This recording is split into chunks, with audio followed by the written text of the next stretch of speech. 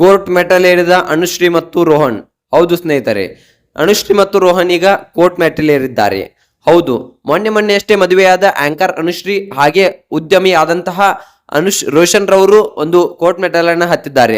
So ಯಾಕೆ ಇವರಿಬ್ಬರ ನಡುವೆ ಕಲಹ ಏನಾಯ್ತು, ಸೊ ಮದುವೆ ವಿಚಾರದಲ್ಲಿ ಏನಾದ್ರೂ ಸಂಬಂಧಪಟ್ಟಂತ ಒಂದು ವಿಚಾರ ಏನಾದ್ರೂ ಬಂತ, ಸೊ ಇದೆಲ್ಲದರ ಬಗ್ಗೆ ಸಂಪೂರ್ಣವಾದ ಮಾಹಿತಿಯನ್ನ ಈ ಒಂದು ವಿಡಿಯೋದಲ್ಲಿ ತಿಳಿದುಕೊಂಡು ಬರೋಣ. ಅದಕ್ಕೂ ಮುನ್ನ ನೀವು ನಮ್ಮ ಚಾನಲ್ ನ ಸಬ್ಸ್ಕ್ರೈಬ್ ಮಾಡಿಲ್ಲ ಅಂದ್ರೆ ಈ ಕೂಡಲೇ ಸಬ್ಸ್ಕ್ರೈಬ್ ಮಾಡಿ, ಪಕ್ಕದಲ್ಲಿರೋ ಬೆಲ್ ಐಕಾನ್ ಅನ್ನ ಪ್ರೆಸ್ ಮಾಡಿ. ಹೌದು ಸ್ನೇಹಿತರೆ, ಆಂಕರ್ ಅನುಶ್ರೀ ಹಾಗೆ ರೋಷನ್ ಮೊನ್ನೆ ಅಷ್ಟೇ ಒಂದು ಇಷ್ಟಪಟ್ಟು ಮದುವೆಯನ್ನ ಆಗಿದ್ರು. ಹೌದು ಸ್ನೇಹಿತರೆ, ಇಬ್ರು ಕೂಡ ಬಹಳ ದಿನಗಳಿಂದ ಪ್ರೀತಿ ಮಾಡ್ತಾ ಇದ್ರು ಅಂತಕ್ಕಂಥದ್ದನ್ನ ಕೂಡ ಅನುಶ್ರೀ ಹಾಗೆ ರೋಷನ್ ಅವರು ಮಾಧ್ಯಮದ ಮುಂದೆ ಹೇಳಿಕೊಂಡಿದ್ರು. ನನಗೆ ರೋಷನ್ ಅಂದ್ರೆ ತುಂಬಾ ಇಷ್ಟ ಅಂತಕ್ಕಂಥ ಮಾತನ್ನ ಕೂಡ ಇಲ್ಲಿ ಆಂಕರ್ ಅನುಶ್ರೀ ಅವರು ಎಲ್ಲರ ಮುಂದೆ ಸ್ಪಷ್ಟವಾಗಿ ಸೊ ಆ ಒಂದು ಮಾತನ್ನ ಹೇಳಿದ್ರು.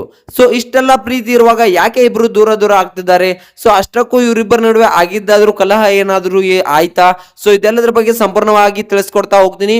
ಸೊ ವಿಡಿಯೋನ ಕೊನೆವರೆಗೂ ನೋಡಿ. ವಿಡಿಯೋ ಇಷ್ಟ ಆದ್ರೆ ಲೈಕ್ ಮಾಡಿ. ಹೌದು ಸ್ನೇಹಿತರೆ, ಹಾಗೆ ಈ ಅನುಶ್ರೀ ಹಾಗೆ ರೋಷನ್ ಇವರಿಬ್ರದ್ದು ಒಂದು ಒಳ್ಳೆಯ ಜೋಡಿ. ಆಂಕರ್ ಅನುಶ್ರೀ ಅವರು ತುಂಬಾನೇ ಸಿಕ್ಕಾಪಟ್ಟೆ ಒಂದು ಒಳ್ಳೆಯ ಫೇಮಸ್ ಆದಂತವ್ರು, ಹಾಗೆ ರೋಷನ್ ಅವರು ಕೂಡ ಒಂದು ಅತ್ಯುತ್ತಮವಾದ ಉದ್ಯಮಿ ಅಂತಕ್ಕಂಥದ್ದನ್ನ ನಾವು ಇಲ್ಲಿ ನೋಡಬಹುದು. ಹೌದು ಸ್ನೇಹಿತರೆ, ಆಂಕರ್ ಅನುಶ್ರೀ ಅವರಿಗೆ ನೀನು ಇನ್ನು ಆಂಕರಿಂಗ್ ಮಾಡಬೇಡ ಅಂತಕ್ಕಂಥ ಮಾತನ್ನ ರೋಷನ್ ರವರು ಹೇಳಿದ್ರಂತೆ.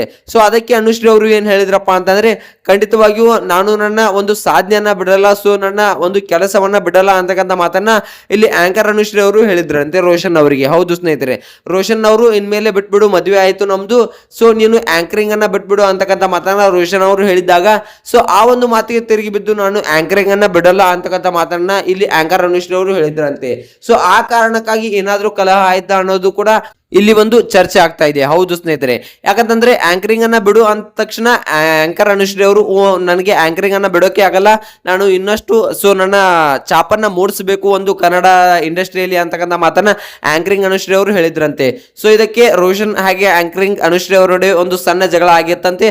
ಸೊ ಕೆಲವು ಬಲ ಮೂಲಗಳಿಂದ ತಿಳಿದು ಬರ್ತಾ ಇದೆ. ಹೌದು, ಅಷ್ಟಕ್ಕೂ ಕೋರ್ಟ್ ಮೆಟ್ಲನ್ನ ಯಾಕೆ ಏರಿದ್ರು, ಈ ಸಣ್ಣ ವಿಷಯಕ್ಕೆ ಈ ಕೋರ್ಟ್ ಮೆಟ್ಲನ್ನ ಏರಿದ್ರ ಅನ್ನೋದನ್ನ ನೋಡೋದಾದ್ರೆ ಖಂಡಿತವಾಗಿಯೂ ಇಲ್ಲ. ಇವರಿಬ್ಬರ ನಡುವೆ ಯಾವುದೇ ಒಂದು ದೊಡ್ಡ ಜಗಳ ಆಗಿದೆ ಅಂತ ಸ್ವಲ್ಪ ಸುದ್ದಿಗಳಿಂದ ತಿಳಿದು ಬರ್ತಾ ಇವೆ. ಯಾಕಂತಂದ್ರೆ ಆಂಕರ್ ಅನುಶ್ರೀ ಅವರಿಗೆ ಒಂದು ರೋಷನ್ ಅವರು ಮೋಸ ಮಾಡಿದ್ದಾರೆ, ಸೊ ಇವರು ಉದ್ಯಮಿ ಅಲ್ಲ, ಸೊ ಇವರೊಬ್ಬರ ಸಾಮಾನ್ಯ ಒಂದು ವ್ಯಕ್ತಿ ಅಂತಕ್ಕಂಥ ಮಾತುಗಳು ಹಲವಾರು ಸೋಷಿಯಲ್ ಮೀಡಿಯಾದಿಂದ ತಿಳಿದು ಬರ್ತಾ ಇವೆ. ಹೌದು ಸ್ನೇಹಿತರೆ, ಆಂಕರ್ ಅನುಶ್ರೀಯಾಗಿ ರೋಷನ್ ಮದುವೆ ಆದ ಕೆಲವು ದಿನಗಳಷ್ಟೇ ಚೆನ್ನಾಗಿದ್ರು. ಸೊ ಈಗ ಅವರಿಬ್ಬರ ನಡುವೆ ಯಾವುದೇ ಒಂದು ಒಳ್ಳೆಯ ಬಾಂಡಿಂಗ್ ಇಲ್ಲ, ಅವರಿಬ್ಬರು ಒಂದು ದೂರ ಆಗಿದ್ದಾರೆ. ಸೊ ಆಂಕರ್ ಅನುಶ್ರೀ ಅವರು ಈಗ ಅವರ ತವರ ಮನೆಯಲ್ಲಿ ಇದ್ದಾರೆ. ಸೊ ಆ ಕಾರಣಕ್ಕಾಗಿ ಆಂಕರಿಂಗ್ ಅನ್ನ ಮಾಡ್ಕೊಳ್ತಾ ಬಂದಿದ್ದಾರೆ ಅಂತಕ್ಕಂಥ ಸ್ವಲ್ಪ ವಿಷಯಗಳು ತುಂಬಾನೇ ಸೋಷಿಯಲ್ ಮೀಡಿಯಾದಲ್ಲಿ ಚರ್ಚೆ ಆಗ್ತಾ ಇವೆ. ಸೊ ಇದೆಲ್ಲ ನಿಜಾನ ಸುಳ್ಳ ಅನ್ನೋದನ್ನ ಸ್ವಲ್ಪ ಮಟ್ಟಿಗೆ ವಿಚಾರ ಮಾಡಿದ್ರೆ, ಸ್ವಲ್ಪ ಸಾಮಾಜಿಕ ವಿಚಾರಗಳನ್ನ ಕಲೆ ಹಾಕಿದ್ರೆ, ಸೊ ಇಲ್ಲಿ ನಮ್ಗೆ ತಿಳಿದು ಬಂದಿರೋದು ಏನಪ್ಪಾ ಅಂತಂದ್ರೆ ಖಂಡಿತವಾಗಿಯೂ ಇವು ಕೆಲವೊಂದಿಷ್ಟು ಸುಳ್ಳು ಸುದ್ದಿಗಳು ಅಂತಕ್ಕಂಥದನ್ನ ನಾವು ತಿಳಿದು ಹೇಳ್ತಾ ಇವಿ. ಯಾಕಂತಂದ್ರೆ ಕೆಲವೊಂದಿಷ್ಟು ಮೂಲಗಳನ್ನ ನೋಡಿದಾಗ ಆಂಕರ್ ಅನುಶ್ರೀ ಹಾಗೆ ರೋಷನ್ ಇಬ್ರು ಕೂಡ ತುಂಬಾ ಚೆನ್ನಾಗಿ ಒಂದು ಸಂಸಾರಿಕ ಜೀವನವನ್ನ ನಡೆಸ್ತಾ ಇದ್ದಾರೆ. ಇವರಿಬ್ಬರ ನಡುವೆ ಯಾವುದೇ ರೀತಿಯ ಕಲಹಗಳು ಉಂಟಾಗಿಲ್ಲ. ಸೊ ಕೆಲವೊಂದಿಷ್ಟು ಸುದ್ದಿ ಮಾಧ್ಯಮಗಳಲ್ಲಿ, ಸೊ ಕೆಲವೊಂದಿಷ್ಟು ಇನ್ಸ್ಟಾಗ್ರಾಮ್ ಪೇಜ್ಗಳಲ್ಲಿ ಸೊ ಕೆಲವೊಂದಿಷ್ಟು ಸುಳ್ಳು ಸುದ್ದಿಗಳು ಹರಡ್ತಾ ಇವೆ. ಸೊ ಯಾವುದೇ ಸುಳ್ಳು ಸುದ್ದಿಗೆ ತಲೆಯನ್ನ ಕೊಡಬೇಡಿ ಅಂತಕ್ಕಂಥ ಮಾತನ್ನ ಇಲ್ಲಿ ಆಂಕರ್ ಅನುಶ್ರೀ ಹಾಗೆ ರೋಷನ್ ರವರು ಸ್ವತಃ ಖುದ್ದಾಗಿ ತಾವೇ ಒಂದು ಹೇಳ್ಬಿಟ್ಟಿದ್ದಾರೆ. ಸೊ ಹೌದು ಸ್ನೇಹಿತರೆ, ಇವರಿಬ್ಬರ ನಡುವೆ ಯಾವುದೇ ರೀತಿಯಾಗಿ ಒಂದು ಕಲಹವಿಲ್ಲ. ಇಬ್ರು ತಮ್ಮ ಸಾಂಪ್ರದಾಯಿಕ ದಾಂಪತ್ಯ ಜೀವನಕ್ಕೆ ಕಾಲಿಟ್ಟು ಸೊ ಸುಖಮಯವಾಗಿ ಆ ಜೀವನವನ್ನ ಸಾಗಿಸ್ತಾ ಇದ್ದಾರೆ. ಸೊ ಇವರಿಬ್ಬರ ಒಂದು ದಾಂಪತ್ಯ ಜೀವನ ಹೀಗೆ ಮುಂದುವರಿಯಲಿ ಅಂತ ಎಲ್ಲರೂ ಆಶಿಸೋಣ. ಸೊ ಈ ಒಂದು ವಿಡಿಯೋ ಬಗ್ಗೆ ನಿಮ್ಗೆ ಏನಿಸುತ್ತೆ, ಇವರಿಬ್ಬರ ಬಗ್ಗೆ ನಿಮ್ಗೆ ಏನಿಸುತ್ತೆ, ಇವರಿಬ್ರು ತುಂಬಾ ಚೆನ್ನಾಗಿ ಜೀವನವನ್ನು ನಡೆಸ್ತಾ ಇದ್ದಾರಾ ಅಥವಾ ಇವರಿಬ್ಬರ ನಡುವೆ ಏನಾದ್ರೂ ಕಲಹ ಉಂಟಾಗಿದೆಯಾ?